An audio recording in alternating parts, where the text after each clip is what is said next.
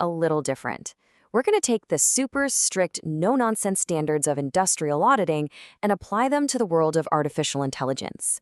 We're going to dig into documented cases of religious bias, but not just as critics. We're looking at this as certified investigators. Okay, let's dive right in. It's a totally fair question, right? What does someone who audits safety-critical engineering know about large language models? Well, it turns out the principles underneath it all are way more connected than you might think. It all comes down to the integrity of the system. And this really gets to the heart of it. It doesn't matter if you're inspecting a steel pipeline for tiny flaws or a massive data set for hidden bias. In both cases, you're on the hunt for systemic weaknesses that could lead to really harmful outcomes. The principles of quality, safety, and integrity, they're universal. So let's officially kick off our investigation. We're going to apply that industrial-level rigor to analyze these AI platforms, looking for documented bias. And the keyword here is documented. This is all about evidence, not opinion. Look, any professional audit needs a playbook, right? We can't just go on feelings. That's why we're using established ISO frameworks. They are literally the gold standard for creating institutional trust around the world. And this is so crucial. This whole analysis isn't just some random idea. It's grounded in decades of proven, battle-tested methodology from quality, environmental, and safety standards. Now, we're just taking that same exact rigor and applying it to AI governance, using the brand new ISO 42001 framework, which was designed for this exact purpose. Okay, so let's open our first case file and see how this actually plays out in the real world. We'll start with one of the biggest names out there, ChatGPT, and just examine the hard evidence of bias that's already come to light. Now, what's really incredible here is the sheer scale we're talking about. This isn't about a few weird answers here and there.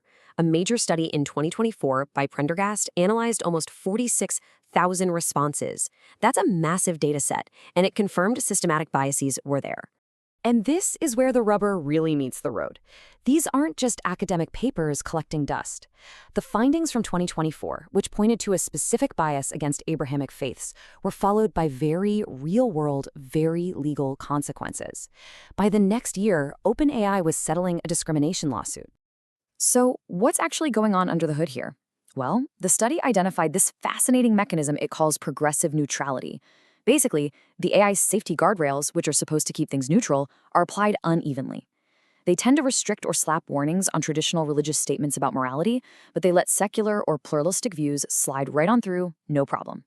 Okay, so we've established the evidence in the ChatGPT case. Now let's zoom out.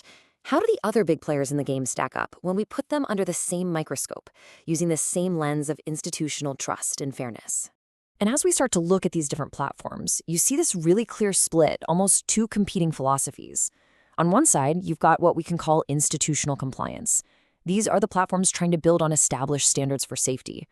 And on the other side, you have the experimental rebellion, which often puts speed first, sometimes at the expense of safety, and that tends to attract a whole lot of attention from regulators. So here are our audit results, plain and simple. Google's Gemini comes out on top as the institutional leader. It's actually fully ISO 42001 certified. Then you've got ChatGPT, the generalist, which as we saw is still prone to that framing bias. And then you have Grok from XAI, the experimental rebel, which is now facing what some are calling a regulatory reckoning over in Europe for safety and privacy issues. So after looking at all the evidence, after comparing the platforms, what's the final verdict? What's the big takeaway for you? Well, the auditor's final recommendation is this. The power and the responsibility, it really rests with you. You are the gatekeeper. And here is a simple, actionable plan for how to be that gatekeeper. Let's call it the messenger protocol. First, audit. Do your own homework. Scrutinize the platforms you use for any documented bias. Second, calibrate. Use the more reliable, institutionally grounded models to fact-check or even correct the answers you get from the more experimental ones. And third, reject. Just refuse to use platforms that are known to cause harm or that actively discriminate against what you believe.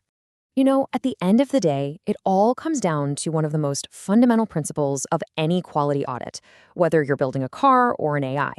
The quality of the output depends entirely on the integrity of the input. If the data is biased going in, the results coming out are going to be fundamentally broken. It really is that simple. So we'll end with this question, turning that auditor's lens back onto you. As you use these incredibly powerful tools in your daily life, it's worth asking yourself, What subtle, unexamined biases are you just kind of accepting from your AI without even realizing it?